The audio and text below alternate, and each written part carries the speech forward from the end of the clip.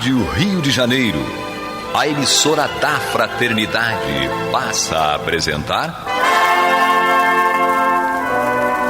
Luz na Penumbra, programa que leva ao seu coração a mensagem da doutrina espírita.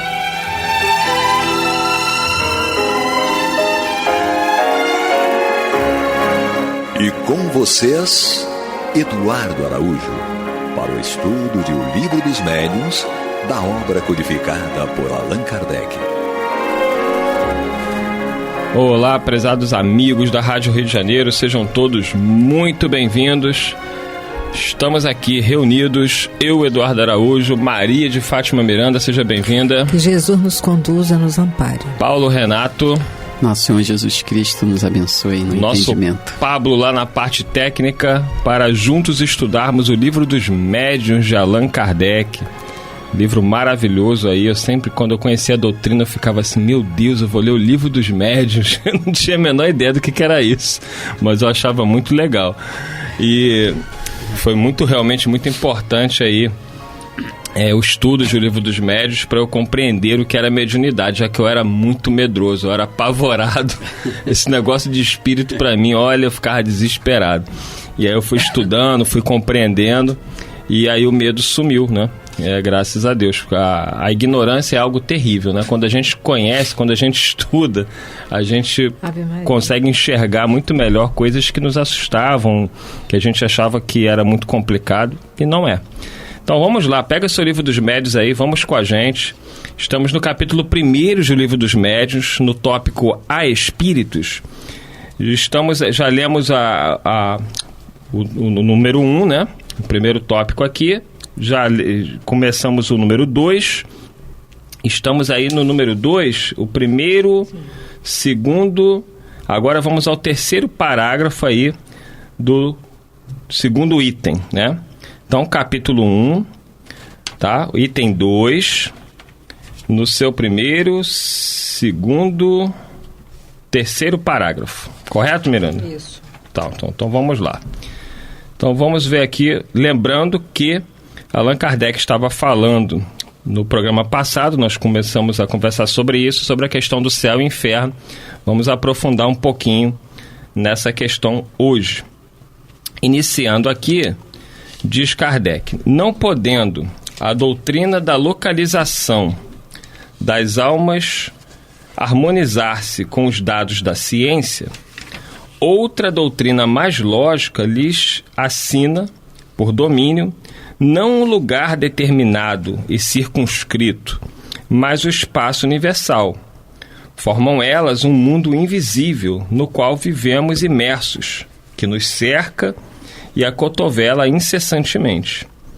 Haverá nisso alguma impossibilidade, alguma coisa que repugne a razão? De modo algum. Tudo ao contrário nos afirma que não pode ser de outra maneira. Mas, então, que vem a ser das penas e recompensas futuras, desde que se lhes suprimam os lugares especiais onde se efetivem? Notai que a incredulidade com relação a tais penas e recompensas provém geralmente de serem umas e outras apresentadas em condições inadmissíveis. Dizei, em vez disso, que as almas tiram de si mesmas a sua felicidade ou a sua desgraça, que a sorte lhes está subordinada ao estado moral, que a reunião que se votam mútua simpatia e são boas representa para elas uma fonte de ventura, que, de acordo com o grau de purificação que tenham alcançado, penetram e entreveem coisas que as almas grosseiras não distinguem, e toda a gente compreenderá sem dificuldade. Dizei mais, que as almas não atingem o grau supremo senão pelos esforços que façam para se melhorarem, e depois de uma série de provas adequadas à sua purificação, que os anjos são almas que galgaram o último grau da escala, grau que todas podem atingir, tendo boa vontade, que os anjos são os mensageiros de Deus, encarregados de velar pela execução de seus desígnios em todo o universo, que se sentem ditosos com o desempenho dessas missões gloriosas, e lhes tereis dado a felicidade um fim mais útil e mais atraente, do que fazendo-a constituir numa contemplação perpétua, que não passaria de perpétua inutilidade. Dizei finalmente que os demônios são simplesmente as almas dos maus, ainda não purificadas, mas que podem, como as outras, ascender ao mais alto cume da perfeição. E isto parecerá mais conforme a justiça e a bondade de Deus, do que a doutrina que os dá como criados para o mal e ao mal destinados eternamente. Ainda uma vez, aí tendes o que a mais severa razão, a mais rigorosa lógica, o bom senso, em suma, podem admitir. Então, Paulo Renato, voltemos aí à questão do céu, do inferno, né? Kardec traz argumentos mostrando que não teria sentido, né, espíritos viverem num céu, numa contemplação sem utilidade, assim como outros espíritos condenados ao inferno, sem remissão e sem possibilidade de recuperação. Ele levanta a questão aqui, nessa questão das penas e recompensas, né? Quando ele fala dos lugares em que se possa usufruir dos benefícios do céu, né? Aqueles lugares circunscritos que a gente tem em nosso aprendizado na teologia. Mas Kardec tratou do assunto uma série de questões a partir da questão 1012 de O Livro dos Espíritos, quando ele fala que haverá no universo lugares circunscritos para as penas e gozos dos espíritos segundo seus merecimentos. Tem uma série de questões aqui que trata sobre esse assunto. E os espíritos responderam: já respondemos a esta pergunta. As penas e os gozos são inerentes ao grau de aperfeiçoamento dos espíritos. Cada um tira de si mesmo o princípio de sua felicidade ou de sua desgraça.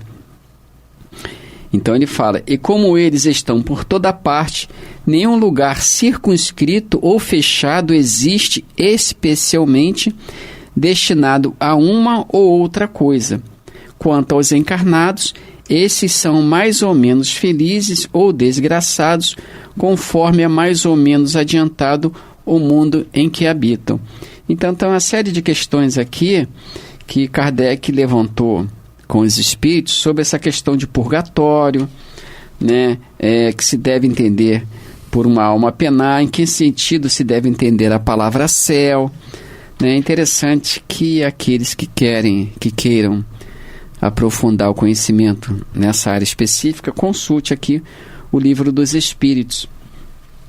E até Kardec coloca aqui na questão 1019, poderá jamais implantar-se na Terra o reinado do bem? O que Jesus quis dizer, o entendimento que a gente deve ter quando Jesus disse, meu reino não é deste mundo. Então são uma série de coisas, de ensinamentos importantes. Mas eu quero frisar essa resposta aqui dos Espíritos, né? Quando ele diz que cada um tira de si mesmo o princípio da sua felicidade ou da sua infelicidade. E no próprio questão 921 e 22 e 26, 921 e 26 do Livro dos Espíritos, está lá Allan Kardec também levantando essa questão de felicidade e infelicidade, né, que é objeto do nosso interesse, né? Quando Kardec diz que nós progredimos, que o nosso desejo de progredir nada mais é do que aumentar a soma da nossa felicidade, né? E muitas vezes, por questão de indução cultural, religiosa, a gente fica aguardando um local específico para usufruir dessa felicidade, né? E os Espíritos foi responder aqui a Allan Kardec nessa questão, que disse que 1012, né, em diante, que diz que o estado de felicidade ou infelicidade pode ser usufruído pela criatura onde quer que ele esteja, né? É claro que num mundo onde predomina o mal, há uma tendência maior, digamos, uma sugestão maior para pessoas como nós que têm inclinações para o mal, né? Então essas inclinações têm força para nos arrastar para situações que vão redundar em prejuízo do nosso equilíbrio emocional, psicológico, da nossa saúde física, e isso constitui para nós um certo estado de inferno, né? São as dores morais, não é? Mas aqueles que conseguem algum equilíbrio, aqueles que conseguem se sobrepor de alguma maneira ao meio, a sua influência, a influência que o meio oferece, a influência má, ele já usufrui de alguma forma essa parcela do céu, né, que a gente tanto espera e que é indicado pelas religiões. Porque a base de toda religião é sobre esperanças futuras, né? Kardec coloca até no livro dos Espíritos mesmo, quando fala sobre a questão da recompensas futuras, aqui na quarta parte do livro dos Espíritos. Logo na introdução ele fala das esperanças e consolações, das penas e gozos terrestres, das penas e gozos futuros, né? Então, o nosso desejo de progredir não tem outra finalidade senão que esse estado de progresso aumente a nossa felicidade. Mas tem que ser uma felicidade consciente, né? Uma felicidade baseada no entendimento que a gente chama de mais racional. Não aquela felicidade transitória, quimérica, ilusória, né? Então, a doutrina espírita nos ensina que a gente não precisa esperar um mundo de regeneração ou esperar um chamado céu para ir construindo a nossa felicidade, né? Que embora ela só seja exercida plenamente em algum ambiente mais favorável, ela deve começar agora, né? Pode e é o nosso dever fazer com que ela comece agora, né? E é em nós, porque nós vamos observar pessoas que nesse estado de mundo que nós vivemos já estavam nessa realidade íntima de felicidade, não é? Eu lembro de uma pergunta que fizeram ao Chico se ele sentia-se um homem feliz e realizado. Aí ele disse que feliz sim, porque não faltava o necessário, mas realizado, enquanto alguém sofresse, ele não podia se julgar um homem realizado, porque seria o egoísmo. Isso é importante, que a gente não pode considerar a felicidade exclusiva nossa, né? Porque o céu não se deve alcançar o céu e nem se alcança sozinho. Isso aí. Aí ele dizia que ele sentia-se feliz, porque não faltava o que ele precisava, não é? Mas a realização pessoal, se ele dissesse que era realizado, feliz nesse sentido de realização pessoal, ele seria egoísta, porque enquanto tiver dores e lágrimas, não pode haver felicidade a esse nível. Quando Kardec fala sobre felicidade na questão 922 de O Livro dos Espíritos, ele fala sobre essa felicidade relativa. Sim. Né? Ele fala assim: a felicidade terrestre é relativa à posição de cada um. O que basta para a felicidade de um constitui a desgraça de outro. Haverá, contudo, alguma soma de felicidade comum a todos os homens? Os espíritos responderam: com relação à vida material, é a posse do necessário. Com relação à vida moral, a consciência tranquila e a fé no futuro. Né? Então é importante que a gente... Quer dizer, essa Chico tinha, porque ele sabia que estava no esforço pessoal ali, mas a outra não podia. Ele tinha a consciência tranquila pelo dever cumprido, que ele sabia que estava cumprindo bem com as suas obrigações. Como ele disse uma vez: vim para dar o recado e dei. Né? O caminho que ele fez, doloroso, só Deus sabe, ele conhece, né? Mas ele fala aqui a questão da sobrevivência da alma, se há espírito, se não há espírito, para onde vai, se existe um lugar circunscrito no espaço material ou invisível, né? Para que os filhos de Deus possam usufruir né, do resultado das suas ações. Aqueles que fizeram o bem passam à direita, fizeram o mal passam à esquerda. Então essa questão aí, Allan Kardec, os espíritos responderam a Allan Kardec a partir dessas questões 921 em diante, 1012 até 1019, que fala realmente, dando ao espírito digamos assim, a posse, fazendo com que o espírito entre de posse de tudo aquilo que conquistou, que seja motivador de sofrimentos, os mais diversos, que a gente chama de inferno, ou seja, entrar de posse daquilo que ele construiu para sua felicidade. Um dia, nós poderemos, de alguma maneira, reunir esse material todo, esse material que muitas vezes foi motivo da nossa tristeza, infelicidade, separação das pessoas a quem amamos, por quem éramos amados, e aqueles motivos que nos fizeram prestar algum serviço real e desinteressado ao semelhante.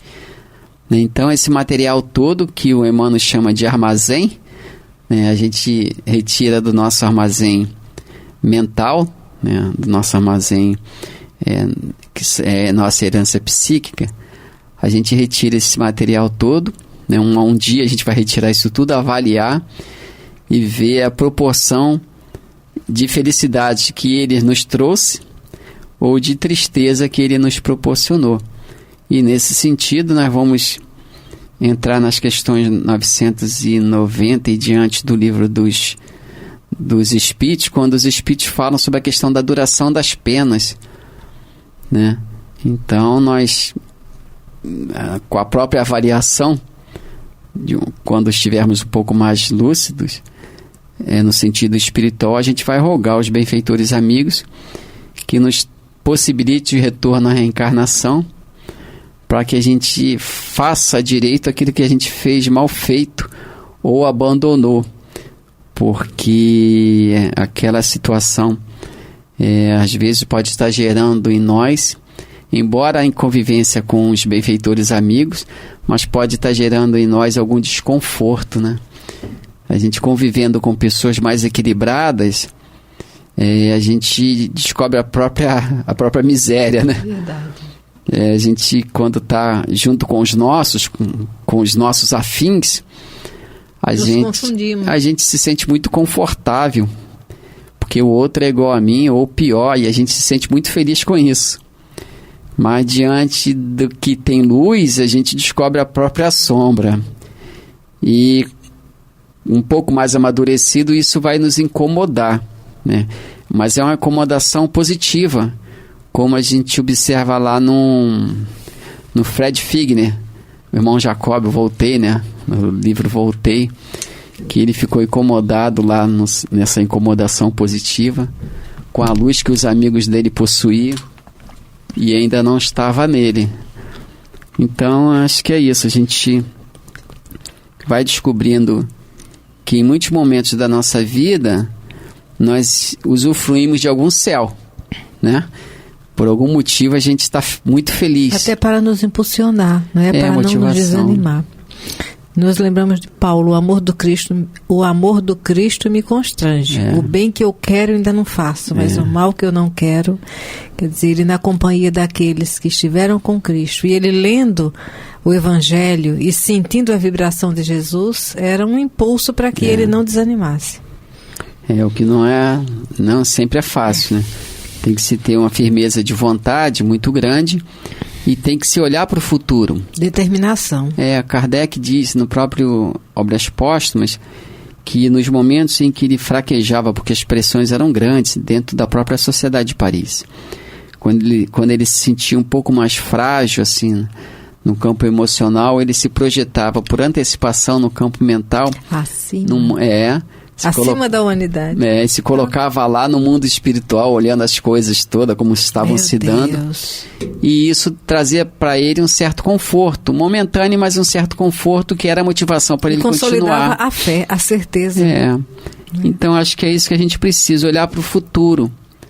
Ter essa visão de futuro, como ele coloca aqui, sobrevivência e existência da alma, individualidade.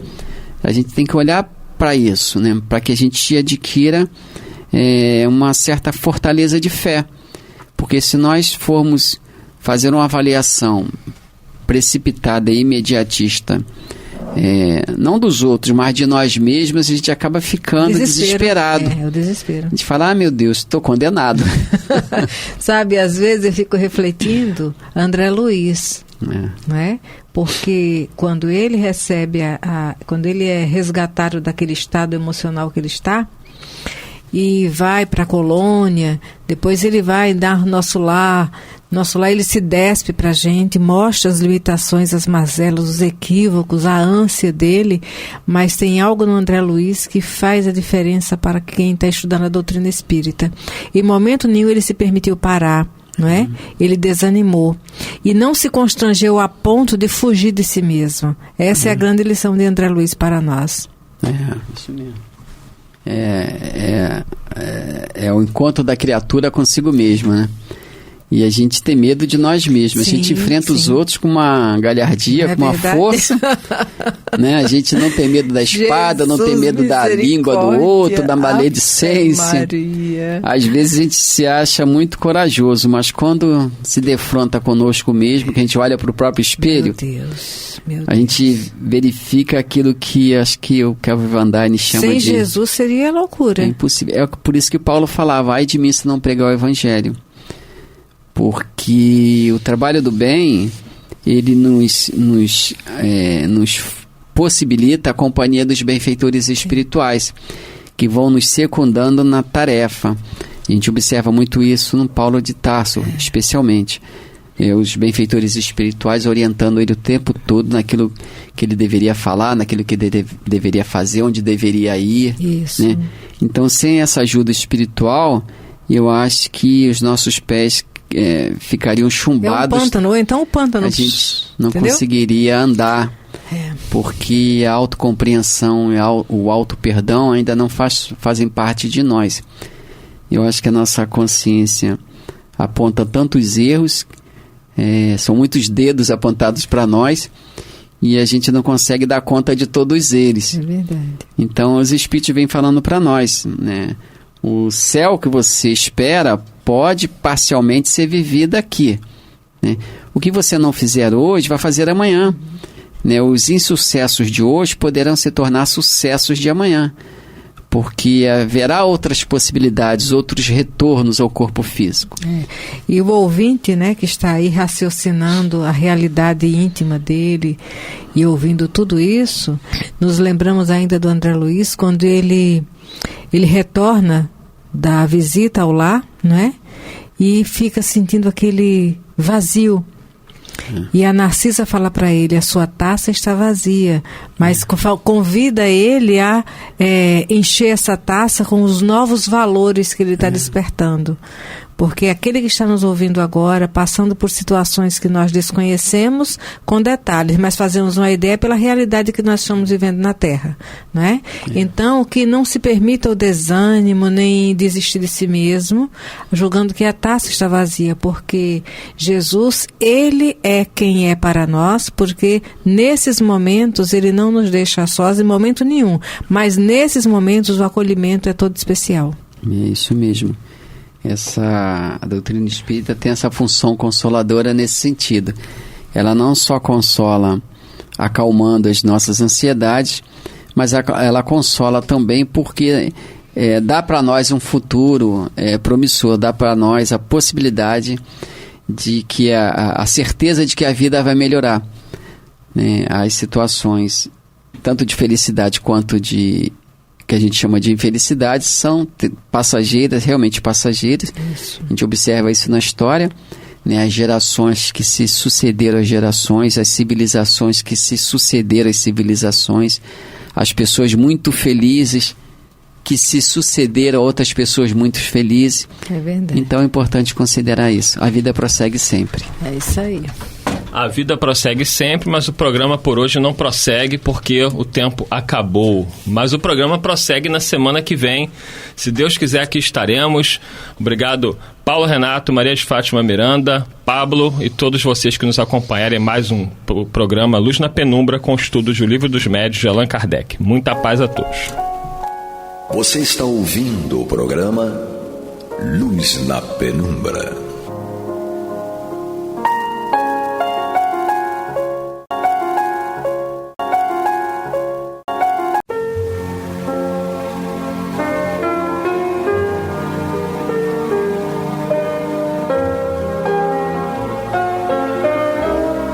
A Rádio Rio de Janeiro está levando ao seu lar e ao seu coração a mensagem consoladora da doutrina espírita, através do programa Luz na Penumbra. E agora com vocês, Amaury Santos e Astênio Oliveira, para comentar os textos da Revista Espírita de Allan Kardec no período de 1858 a 1868. Olá, meus amigos queridos, meus irmãos. Olha nós aí outra vez. Eu, Amaury Santos e Astênio Evangelista de Oliveira. Meus irmãos, vamos continuar esse estudo maravilhoso, né, que Astênio vai falar e nós vamos comentar, das revistas espíritas de 1858 a 1868. São as pares, enquanto irmãos nossos fazem as ímpares. Então, vamos lá, meu amigo? Vamos, estamos ainda estudando já alguns programas, a Revista Espírita de janeiro de 1858. Então, a Revista Espírita que era escrita, agora é a Revista Falada. Revista Falada. Então, nós começamos a estudar no nosso último programa as respostas dos espíritos a algumas perguntas, né? E a pergunta que nós até adiantamos no programa anterior e vamos responder hoje, sim. Kardec falou assim, indagou os espíritos, né? Como os espíritos podem agir sobre a matéria, né? Então, é como se ele indagasse de que modo, de que forma os espíritos que não são matéria podem agir sobre a matéria, né? Isso parece, continuava Kardec na própria pergunta, isso parece contrário a todas as ideias que fazemos da natureza dos espíritos. Isso aí nos faz lembrar o próprio Frederic Figner, né, o irmão Jacó, do livro Voltei, em que ele diz que todas as ideias que nós, como encarnados, fazemos a respeito do mundo espiritual, elas estão longe da realidade do mundo espiritual. É verdade. Né? Então, o Kardec diz, pelas ideias que nós temos da natureza dos espíritos, não parece razoável que eles possam agir sobre a matéria. Perfeito. Né? Mas será que aquelas ideias eram corretas? Né? E aí os espíritos responderam o seguinte: segundo vós, o espírito nada é, né? Então, obviamente que nada sendo, né, em termos materiais, sim, não poderia agir sobre a matéria. Perfeito. Né? Então, segundo vós, o espírito nada é. E isso é um erro. Já vos dissemos que o espírito é alguma coisa. Daí porque pode agir por si mesmo. Vosso mundo, porém, é muito grosseiro para que ele possa fazê-lo sem um intermediário, isto é, sem o laço que une o espírito à matéria. Então, obviamente que esse laço que une o espírito à matéria é o perispírito. Então, para que o espírito atue sobre a matéria, embora o próprio espírito por si mesmo já seja alguma coisa, ele só consegue atuar sobre a matéria grosseira se ele puder contar com um laço que não é tão grosseiro, mas que também não é tão tênue, né, quanto o espírito, né? Com certeza. Não é tão fluídico como o espírito, como ele conceituou no livro, está no Livro dos Espíritos, né? O perispírito ele seria semimaterial. Perfeito. Se é semimaterial, é também semi-espiritual. Então seria um elemento que tivesse tanto a natureza espiritual quanto a natureza material, para poder propiciar essa ação do espírito sobre a matéria. Perfeito, você deu a visão correta da coisa. Eu só vou complementar para que os nossos irmãos telespectadores possam situar assim. Nós temos a água, né, que é um líquido, e temos a água em forma de gelo. Isso tudo nós palpamos, mas nós temos a água em forma de vapor. Essa nós não vemos. Quando a água passa para esse estágio de vapor, ela está ali, está em forma de vapor, mas a gente não vê. É o caso dos espíritos. Quando nós perdemos o corpo físico, nós somos ainda aquilo que nós éramos encarnados. Então tem uma inteligência ali, né, em todos os lugares. Paulo cansou de nos dizer: estamos cercados por uma multidão, né? Isso, ele fala, uma multidão nos observa, né? Uma multidão nos observa, né? Uhum. De testemunhas, que ele fala. Uhum. Então é importante que a gente entenda que, assim como ocorrem fenômenos com várias substâncias, nós também temos esse fenômeno, que é essa divisão. E o perispírito, ele entra como um elemento de ligação entre o espírito e a matéria. Sim. E aí Kardec faz uma observação depois da resposta dos espíritos. Ele entendeu que seria conveniente esclarecer melhor a resposta dos espíritos, né? Então ele traz a seguinte observação: sendo imaterial o próprio laço que une o espírito à matéria, então esse laço que é o perispírito, ele fala, esse laço não é a matéria também. Sim. Né? Então, sendo imaterial o próprio laço que une o espírito à matéria, ou pelo menos impalpável, então ele deu uma corrigida.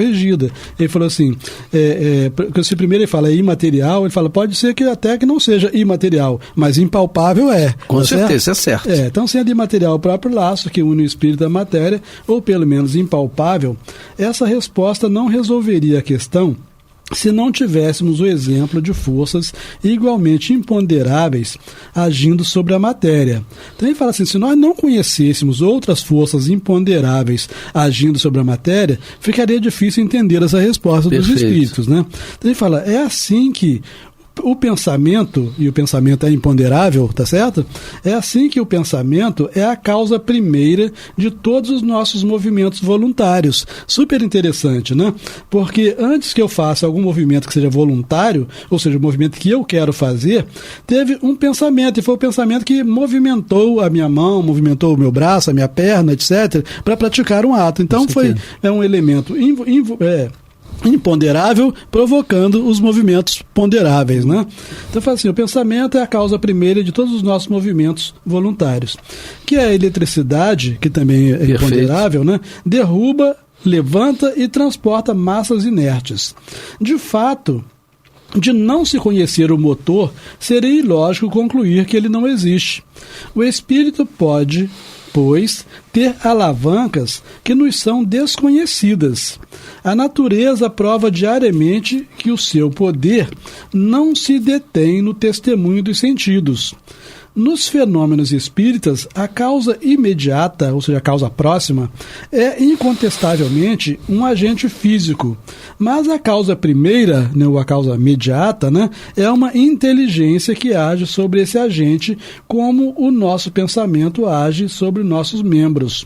Quando queremos bater, é nosso braço que age, não é o pensamento que bate. Ele dirige o braço. Perfeito. Bem claro, né? A ciência hoje, né, Astênio, prova isso com a robótica, né? Hoje nós temos, por exemplo, pessoas que perderam uma mão, um braço, e aí se coloca uma prótese desse elemento hoje, que o indivíduo vai ter que se exercitar, porque o que vai comandar é o pensamento, né? Que vai emitir um pensamento onde haverá impulsos elétricos que vão fazer com que ele movimente aquele braço, que é um robô artificial. Claro. Então isso, olha como a ciência hoje pratica o que Kardec falava em relação ao pensamento que é imponderável leva um braço mecânico a se movimentar. É verdade, né? Então a gente vê isso. Aí eu me lembro daquela outra frase maravilhosa de Jesus: vós sois deuses, vós podeis fazer tudo o que eu faço e melhor, né? Então você vê que antigamente, isso aí na nossa época, né? Quando a gente era novinho, né? Um parente, um amigo perdia um braço, uma perna, ele era considerado um aleijado. Hoje você não pode falar a mesma coisa, né? Em pleno século XX você vê, tem as Paralímpicas, né? Sim. Então você vê pessoas sem duas pernas correndo. Sim. Deixando a gente com inveja, né? Deixando a gente com inveja. Pessoas com problemas cerebrais, né? praticando natação. Por quê? Tudo vagarosamente o homem vai utilizando os elementos que estão aí. Sim. E quem é que passa esses elementos? Os nossos irmãos que estão na outra dimensão pelo pensamento, né? Então a gente fala assim, eu tive uma ideia, você falou do sonho, a gente se lembra muito, né, quando você, à noite, que está com uma problemática séria para resolver, e aí você pede aos bons espíritos uma intuição, ou algo que faça você colocar um direcionamento naquilo que você quer resolver. E aí no dia seguinte você vem com aquela frase antiga, eureka, olha, eu pensei nisso. Não, você não pensou. Aquilo foi induzido a você em sono, para que ao despertar você tomasse uma direção, porque eles estão sempre apostando em nós, né? Sim, como sempre os espíritos agem sobre nós, nos influenciam muito mais do que nós possamos imaginar. Exatamente, né? Muito mais do que vocês imaginam. Isso, né? Então vamos para uma outra pergunta que Kardec fez aos espíritos. Ele falou assim, entre os espíritos que produzem efeitos materiais, a gente só para chamar a atenção que essas perguntas estão relacionadas sobre os modos de comunicação, né? Que é o tema que nós estamos estudando, diferentes modos de comunicação. Então Kardec indaga assim, entre os espíritos que produzem efeitos materiais, os que se chamam de batedores formam uma categoria especial ou são os mesmos que produzem os movimentos e os ruídos? Então Kardec sabia que existiam, obviamente, né, esses ruídos, né, esses movimentos, e ele queria saber se eram os mesmos espíritos que provocavam os dois tipos de sinais, né? E a resposta foi, o mesmo espírito, certamente, pode produzir efeitos muito diversos, mas há os que se ocupam mais particularmente de certas coisas, como entre vós tendes os ferreiros e os que fazem trabalhos pesados, né? Ao longo do estudo da Revista Espírita, nós vamos ver muitíssimos casos práticos, né? Sim. Fatos observados por Kardec, publicados na Revista Espírita, que nos vão levar a entender muito bem isso que aqui está em teoria pelos espíritos, né? Então eles falam assim, o mesmo espírito certamente pode produzir efeitos muito diversos. Normalmente esses espíritos que produzem esses efeitos materiais, eles só sabem que produzem, que eles são capazes de produzir, mas não sabem como produzem. Se perguntar a eles como é que eles fazem... Exatamente. Eles só sabem fazer. Só sabem fazer. E alguns só sabem fazer uma determinada coisa. Então, se eles só sabem provocar o ruído, eles só provocam o ruído. Né? Se precisar que abra a porta, já não é mais com ele, né? Você deve lembrar daquele filme que na época foi lindíssimo, né? E não foi um filme feito por espíritas, mas que tinham fenômenos espíritas, que era o Ghost, né, do outro lado da vida. Isso. E havia um espírito que vivia dentro do metrô, em que ele, quando ficava com raiva, né, ele chutava uma lata e a lata ia embora. Sim. Ele conseguia mover uma moeda, um movimento. E aí o outro espírito perguntou a ele, como é que você faz isso? Aí ele falou assim, pelo pensamento. Eu me concentro e aí faço a ação. E aí o outro espírito foi treinando, né, até atingir esse grau. Então vocês veem que o quanto nós aprendemos aqui e o quanto nós continuamos aprendendo lá, né? Essa frase terrível que se coloca dizendo assim, quando a gente morre, coloca assim, fulano sofreu tanto, né, e descansou. Lê do engano, a gente não descansa, a gente continua o nosso trabalho de progresso, né?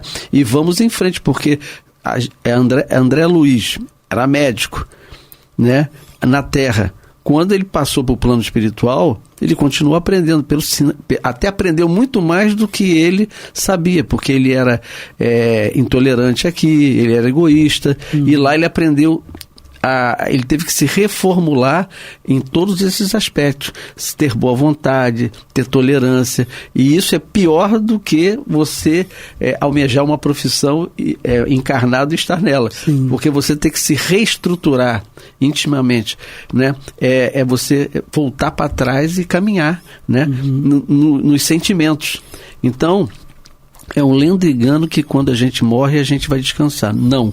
A gente vai passar por um processo contínuo de aprendizado e educação. Sim, obviamente que a mudança da rotina pode ser, porque normalmente o espírito ele se ocupa daquilo que dá prazer. Sim. Né? Nós aqui nos ocupamos daquilo que nós precisamos nos ocupar para poder sobreviver. Exatamente. Né? Os espíritos normalmente se ocupam daquilo que eles gostam de fazer. Então isso aí acaba sendo um descanso, né, no verdadeiro sentido. No verdadeiro sentido. Daí voltando só à questão aí do filme, né, do Ghost, em que a resposta, obviamente, dada pelo autor, né, para aquele espírito explicar aquele fenômeno, né, em que ele dizia que ele se concentrava, que era a força do pensamento, esse tipo de coisa. Estudando a doutrina espírita, a gente verifica que não é bem isso. Né? Obviamente que quando ele se concentrava, acabava ocorrendo um efeito que ele mesmo não sabia, que o espírito acaba dando uma vida factícia ao objeto. É como se ele, de algum modo, começasse a fazer parte da substância do próprio objeto. Então, qualquer movimento que ele faça, o objeto também faz. É como se os dois fossem uma coisa só. Né? Então, ele achava que era só a força do pensamento, mas não é bem só a força do pensamento. Né? Então, vamos para a próxima pergunta. Kardec fala assim: o espírito que age sobre corpos sólidos, seja para movê-los, seja para bater, encontra-se na própria substância do corpo ou fora dela? Tem muito a ver com a questão do Ghost aí. Isso. Né? Fazia o espírito que age sobre corpos sólidos, a moeda, a lata, né? Isso. Seja para movê-los, seja para bater, encontra-se na própria substância do corpo ou fora dela, fora da substância do corpo, né? A resposta: uma coisa e outra. Né?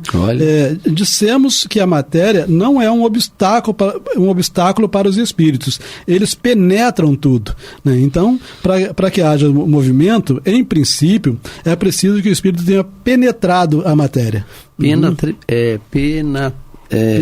Penetrabilidade, né? É isso. Bom, então Kardec faz uma outra pergunta, né, sobre qual é o nosso tema, diferentes modos de comunicação. Né? E aí Kardec fala assim: as manifestações materiais, tais como os ruídos, o movimento dos objetos e todos esses fenômenos que nos apraz provocar frequentemente são produzidos indistintamente pelos espíritos superiores ou inferiores. Vamos repeti-la? Né? As manifestações materiais, como o movimento das mesas, os ruídos, etc., né? Tais como os ruídos, o movimento dos objetos e todos esses fenômenos que nos apraz provocar frequentemente são produzidos indistintamente pelos espíritos superiores e inferiores. Então Kardec fala assim: espíritos superiores provocam ruídos, espíritos superiores movimentam objetos, e espíritos inferiores provocam ruídos, espíritos inferiores provocam movimentos de objetos. E qual foi a resposta dada pelos espíritos? Apenas os espíritos inferiores se ocupam dessas coisas. Mas notemos que os espíritos não disseram que os espíritos superiores sejam incapazes de provocar os fenômenos. Eles apenas não se ocupam dessas coisas, não é? Sim. Se eles quiserem, eles podem provocar, né? Então apenas os espíritos inferiores se ocupam dessas coisas. Por vezes, os espíritos superiores servem-se deles. Os espíritos superiores servem-se dos espíritos inferiores, tá certo? Como faríeis com um carregador, a fim de levar a escutá-los. Podeis crer que os espíritos de uma ordem superior estejam às vossas ordens para vos divertir com pasquinadas, né, com sátiras, né, com brincadeiras, não é isso? Isso. É como se perguntassem se, em vosso mundo, são os homens sábios e sérios que fazem os papéis de malabaristas e bufões, né, de ridículos, de inoportunos, né, desse tipo de coisa. Então ele fala assim: do mesmo modo que entre nós, as pessoas sérias, as pessoas com alto grau de inteligência, de cultura, se elas se dedicam a essas brincadeiras, né, malabarismos, essa coisa toda. Então, pensarmos que os espíritos superiores estariam se dedicando a isso... Não vão perder tempo com isso. Perfeito. Né? Então, isso aí chama-nos a atenção para um outro aspecto, né? Que quando nós queremos fazer essas brincadeiras, nós estamos correndo alguns perigos. Com certeza. Porque não estaremos contando com a participação de espíritos superiores. Tá certo? Espíritos elevados, né, não vão perder seu tempo com esse tipo de coisa. Então, o Astênio falou uma coisa importante: todo cuidado quando você mexe com fenômenos, né, que para nós é divertimento, você está mexendo com forças, né, que estão num outro plano espiritual e que amanhã podem gerar desequilíbrios na sua matéria. Sim, a gente lembra, né, quando ele está falando que os espíritos superiores às vezes servem-se dos inferiores, a gente se lembra que o próprio Kardec ouviu batidas lá na casa dele, né, no gabinete dele, quando ele estava escrevendo o Livro dos Espíritos, né? Mas foi para alertá-lo, sim, né? Então, mas sim, mas aí por que eu estou trazendo isso? Porque seriam os espíritos superiores que estariam fazendo batidas, normalmente eles estariam utilizando espíritos inferiores para poder provocar aquilo. Sim, sim, eles não precisam diretamente fazer, eles podem, porque eles são superiores, sim, mas não há necessidade. Os inferiores têm até mais facilidade para fazer, porque isso depende da estrutura molecular, né? Molecular, não é isso? Então, como nós aqui, se eu tiver que carregar um saco de cimento cheio, eu certamente não vou carregar, né? Vou ter que chamar uma pessoa mais musculosa. Nossa, exatamente. Não é isso? Nós dois, não é só você, não é? Então, os espíritos superiores, às vezes, precisam chamar uma pessoa mais musculosa para fazer trabalhos mais pesados. Por isso que, da mesma forma que nós temos a nossa classificação social, lá eles também têm, mas lá é diferente, lá é por pensamento e pelas atitudes. Então, um espírito mais elevado vai se utilizar de espíritos que estão numa outra camada vibratória para realizar coisas que eles espíritos elevados, necessitam. Eu me lembro da mãe de André Luiz, que foi até o nosso lar, e aí ela deixa claro que ela já era um espírito muito mais superior do que o André, né? E estava num plano muito mais elevado.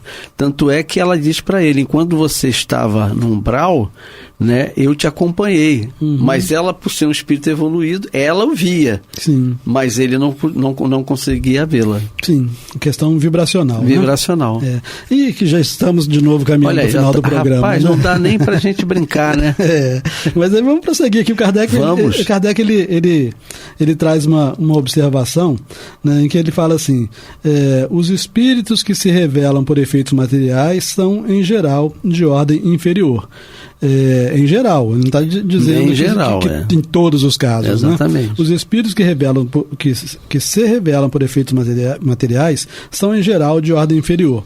Divertem ou espantam aqueles para quem os espetáculos visuais têm mais atrativos que o exercício da inteligência. São, de alguma sorte, os saltimbancos do mundo espírita. Algumas vezes agem espontaneamente, outras vezes por ordem dos espíritos superiores. Né? Então, os saltimbancos a gente lembra palhaço de circo, né? Esse tipo de coisa. E ele fala assim, às vezes eles agem espontaneamente, agem por si mesmos, né? Brincando, né? Isso, né? E outras vezes eles agem por determinação, a convite, por solicitação de espíritos superiores. Como o nosso tempo está no finalzinho, deixa eu só completar o comentário do Kardec nessa observação. Com certeza. Porque dá tempo ainda. A continuação da observação. Ele fala assim, se as comunicações dos espíritos superiores oferecem um interesse mais sério, as manifestações físicas têm igualmente utilidade para o observador. Então, Kardec vê identificando a importância das manifestações físicas. Se as comunicações dos espíritos superiores oferecem um interesse mais sério, as manifestações físicas têm igualmente utilidade para o observador. Revelam-nos forças desconhecidas da natureza e nos oferecem o meio de estudar o caráter e, se assim, nos podemos exprimir os costumes, estudar os costumes de todas as classes da população espírita, ou seja, da população do mundo espiritual.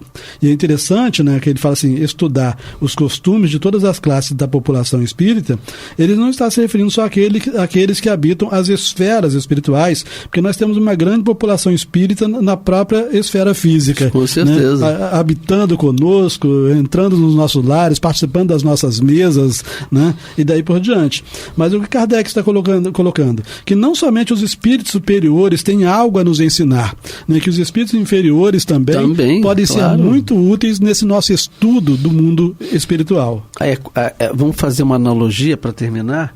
é a mesma coisa. Quantas vezes os nossos filhos jovens, né? A gente se diz que tem experiência, mas tem aquele jovem, um filho de 11 anos, um filho de 12, que fala, que é um espírito também em processo, mas que traz a bagagem, que fala algo para você, que te toca e você, poxa, ele tem razão, né? Então, é exatamente essa conexão que você acabou de falar, sim, dos espíritos, que todos nos ensinam. Sim. E, Astênio, infelizmente, chegamos ao final. Mas voltaremos e vamos dar prosseguimento a esse estudo maravilhoso. Eu me despeço, a Mauri Santos e Astênio Evangelista de Oliveira. Até breve.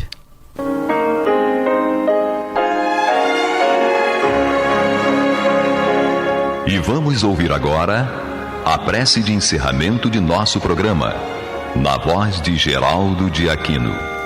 Jesus, dá-nos coragem para a luta, piedade para os insultos e misericórdia para as injustiças e ingratidões.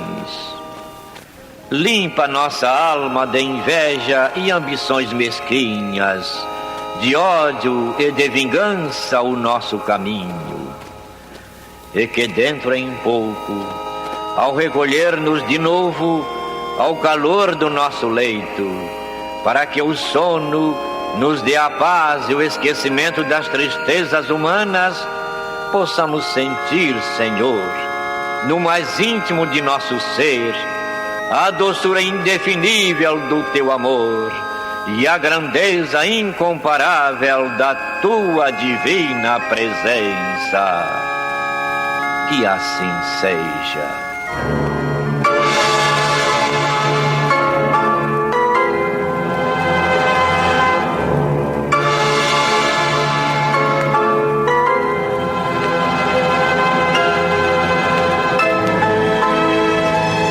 Acabamos de apresentar o programa Luz na Penumbra, que voltará a ser apresentado amanhã às 21 horas nesta emissora.